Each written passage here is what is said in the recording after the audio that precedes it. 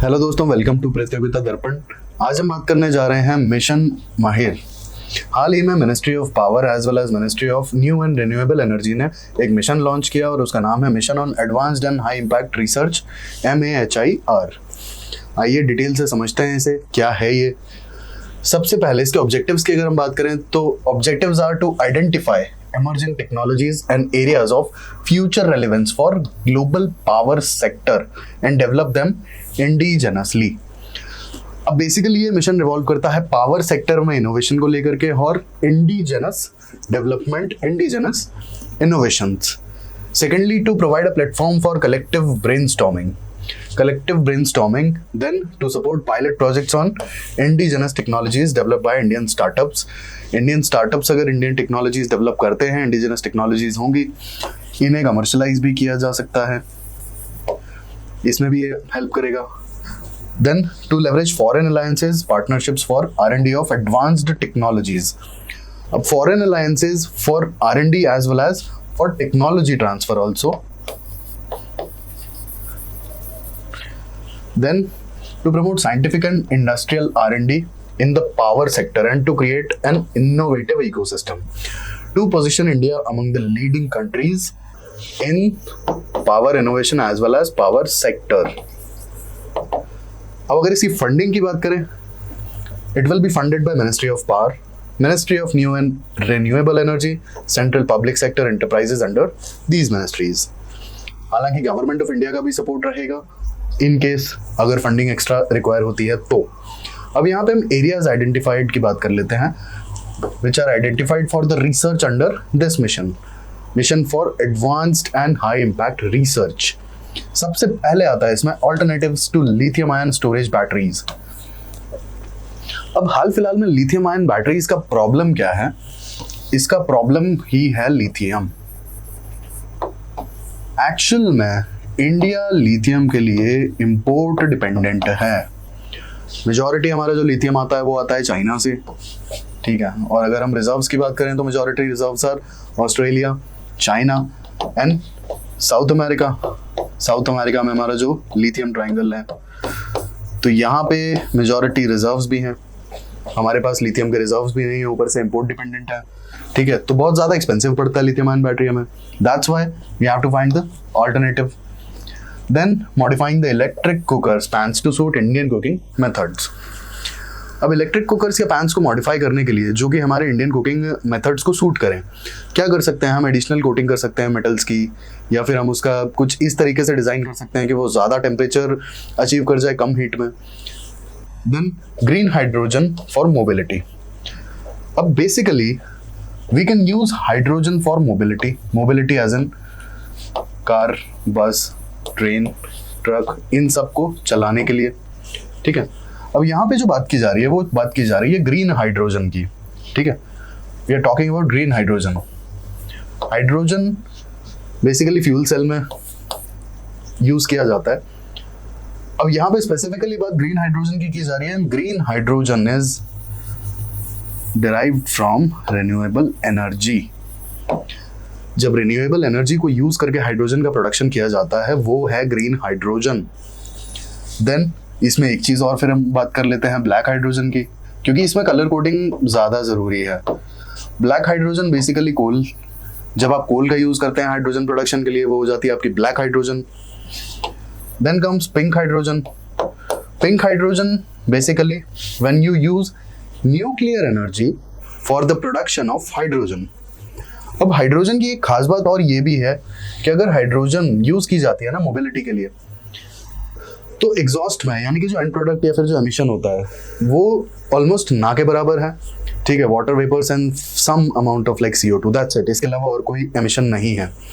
अब यहाँ पे अगर हम IC इंजन्स के व्हीकल्स की बात करते हैं जो फॉसिल फ्यूल्स यूज करते हैं, तो उनके पॉल्यूटेंट्स हम एक तरफ से शुरू करेंगे तो खत्म नहीं कर सकते हैं। पॉल्यूटेंट्स यहाँ पे हमारे हो जाएंगे particulate matter, then nitrogen oxide, sulphur oxides, lead, benzene and this never ending list.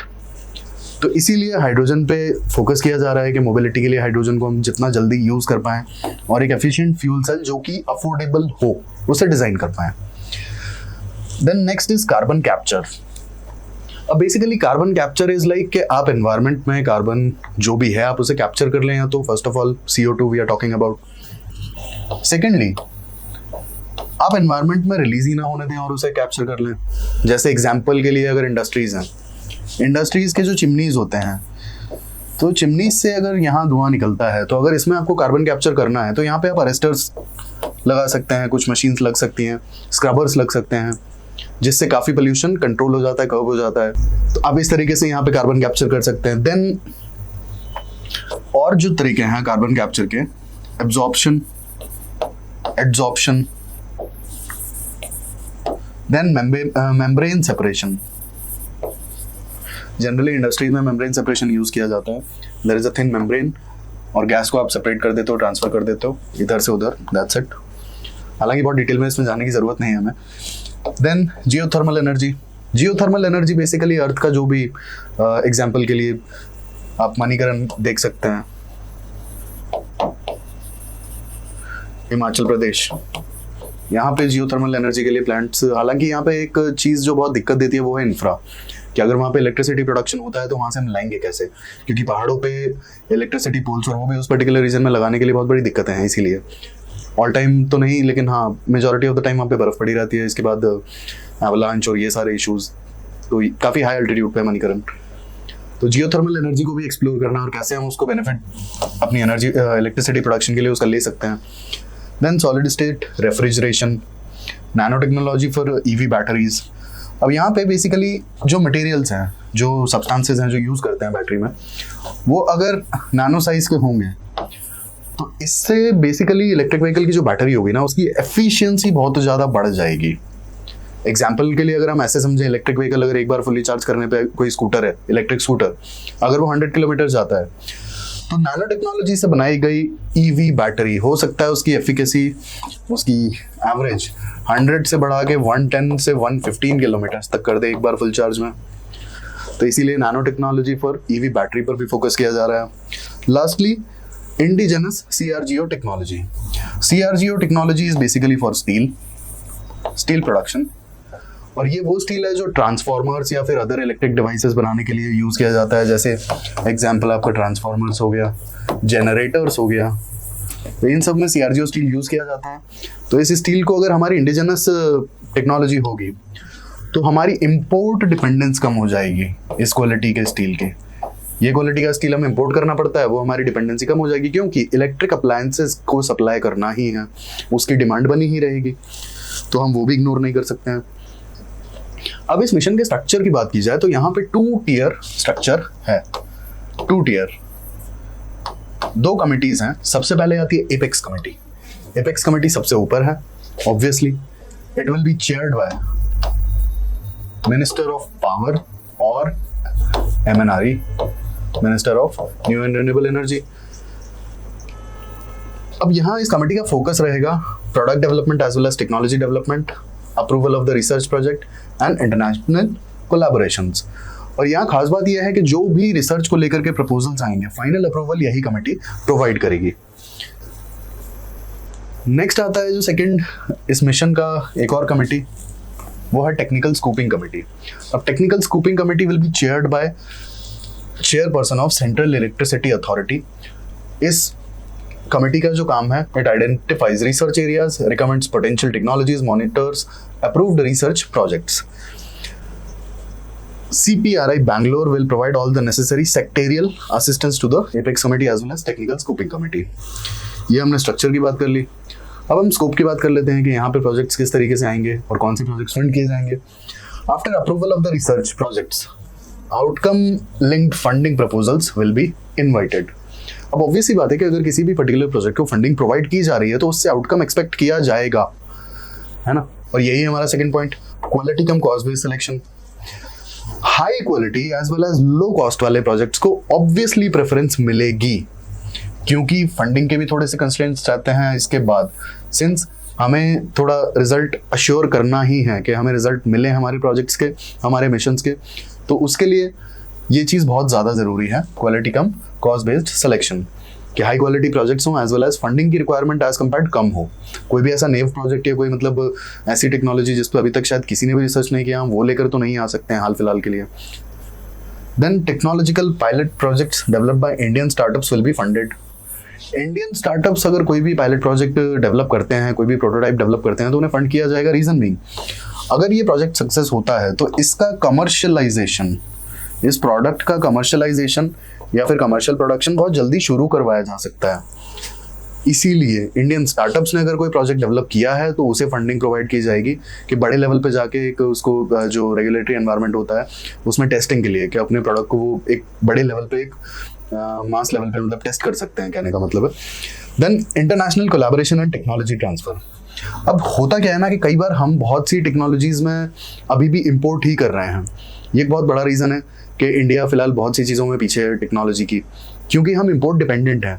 तो अब जब हम इंपोर्ट डिपेंडेंट हैं तो और हम टेक्नोलॉजी के लिए ही काम कर रहे हैं, तो यहाँ पे इंटरनेशनल कोलैबोरेशन की तो ज़रूरत पड़ेगी ही, साथ के साथ में टेक्नोलॉजी ट्रांसफ़र की भी ज़रूरत पड़ेगी। अगर हमें कोई सपोर्टिव टेक्नोलॉजी चाहिए तो उससे ट्रांसफ़र करना हमारी नीड है आज के लिए, एटलीस्ट जब तक हमारा मिशन कंप्लीट नहीं हो जाता, हमारे रिसर्च कुछ बेनिफिशियल आउटपुट नहीं देते, तब तक के लिए। आगे हालांकि हम जो ये टेक्नोलॉजी ट्रांसफ़र लेकर आ रहे हैं, हमें इस पर भी काम करना ही होगा, क्योंकि शुरू में ही मैंने आपको बता दिया था इस मिशन का जो मेन फोकस है इंडिजनाइजेशन, लोकल प्रोडक्शन होना चाहिए। ठीक है, इसके सिग्निफिकेंस की बात कर लेते हैं। जैसा कि आप देख पाएंगे, सबसे पहला इंडिजिनस डेवलपमेंट। अब इंडिजिनस डेवलपमेंट की बात यहाँ पे क्यों की है? मैंने आपको बताया था कि इंडिया टेक्नोलॉजी के केस में इंपोर्ट डिपेंडेंट है। अब इंपोर्ट डिपेंडेंट है तो इंडिजिनस प्रोडक्शन कभी ना कभी तो हमें करना ही पड़ेगा ना, और इंडिजिनस प्रोडक्शन तो तभी होगा ना जब हमारे पास कोई प्रोडक्ट या कोई प्रोजेक्ट होगा। हमारे पास जब कोई प्रोजेक्ट या कोई प्रोडक्ट होगा ही नहीं तो हम किस चीज़ का इंडिजिनस प्रोडक्शन करेंगे या मास प्रोडक्शन करेंगे? और प्रोडक्ट कब बनता है? प्रोडक्ट बनता है R&D से। और ये प्रोजेक्ट पूरा ये जो मिशन है advanced and high impact research, obvious सी बात है कि ये R&D का ही तो प्रोजेक्ट है ना, नाम में ही है हाई इम्पैक्ट रिसर्च।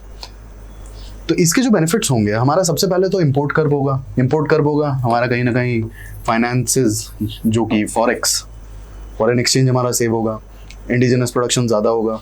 ठीक है, फिर मेक इन इंडिया, ये भी हमारा सक्सेस रहेगा। ठीक है, हम वर्ल्ड लेवल पे ग्लोबल प्लेटफॉर्म पर बोस्ट करते हैं कि make in India, make in India, India में प्रोड्यूस करो, इंडिया में प्रोडक्शन करो। तो बहुत सारी टेक्नोलॉजी हैं जो यहाँ पे शायद अवेलेबल नहीं है, या फिर और भी बहुत सारे इश्यूज आते हैं। तो मेक इन इंडिया प्रोग्राम भी तो हमारा सक्सेस रहेगा। सेकेंड बेनिफिट, एनर्जी ट्रांजिशन और नेट जीरो एमिशंस। अब इंडिया का जो टारगेट है, जो प्लेज किया है इंडिया ने, नेट जीरो एमिशंस का टारगेट, डेडलाइन इज 2070। लेकिन एक चीज़ यहाँ पे देखने वाली ये है कि इंडिया डेवलपिंग कंट्री है, इंडिया का मैन्युफैक्चरिंग बेस एक्सपैंड हो ही रहा है और यहाँ पे नेट जीरो एमिशंस की बातें होने लगी, तो हम अपना इंडस्ट्रियल बेस भी रोक नहीं सकते हैं ना एमिशंस को कम करने के लिए। तो ऑब्वियस ही बात है कि हमें ऑल्टरनेट ढूंढना पड़ेगा। ऑल्टरनेट जैसे इंडिया सोलर पावर पे बहुत एग्रेसिवली काम कर रहा है। ठीक है, कोल का ऑल्टरनेट हमने ढूंढा, लेकिन आज भी हम कोल पे बहुत ज़्यादा डिपेंडेंट है। जो हमारे यहाँ इलेक्ट्रिसिटी प्रोडक्शन है, मोर देन 60%, वो सिर्फ और सिर्फ कोल से आता है, थर्मल पावर। तो ये जो डिपेंडेंसी है हमें ये भी तो कम करनी पड़ेगी, क्योंकि हम अपना इंडस्ट्रियल बेस तो कम नहीं कर सकते ना, उसे तो कमज़ोर नहीं कर सकते। हमारी 125-130 करोड़ की जो पॉपुलेशन है, कैसे फीड करेंगे उसे अगर हम हमारा इंडस्ट्रियल बेस ही स्ट्रॉन्ग नहीं करेंगे? तो हर चीज़ में ही हम इम्पोर्ट डिपेंडेंट बैठे रहेंगे। तो energy transition as well as net zero का जो टारगेट है उसे भी अचीव करने में हमें काफ़ी हेल्प मिलेगी इस मिशन से। Thirdly, economic growth as well as manufacturing hub. अब इम्पोर्ट कम होगा और मास मैन्युफैक्चरिंग अगर होती है तो ऑब्वियस ही बात है कि हम एक्सपोर्ट्स भी तो करेंगे, और export it means economic growth. Foreign exchange में हमारे पास पेमेंट्स आएगी। ठीक है, तो इकोनॉमिक ग्रोथ ऑब्वियस ही बात है कि होना ही है। इसके बाद फॉरेन एक्सचेंज के अलावा हम एम्प्लॉयमेंट प्रोवाइड करेंगे, अनएम्प्लॉयमेंट को कम कर पाएंगे। Then manufacturing hub. अब जब लोकल प्रोडक्शन होगा तो मैन्युफैक्चरिंग हब तो होगा ही ना। इसके बाद हम इन्वेस्टर्स को भी अट्रैक्ट कर पाएंगे एंड अदर मैन्युफैक्चरर्स को भी हम अट्रैक्ट कर पाएंगे। तो ये हमने बात की mission advanced and high impact research. ये हमने बात की mission on advanced and high impact research के बारे में। हमने उसके सिग्निफिकेंस, उसकी ज़रूरत, उसके बेनिफिट्स, सारी चीज़ों पर डिस्कशन किया। ऐसे ही इन्फॉर्मेटिव वीडियोज़ के लिए हमारे साथ जुड़े रहिए। Thank you, thanks for watching.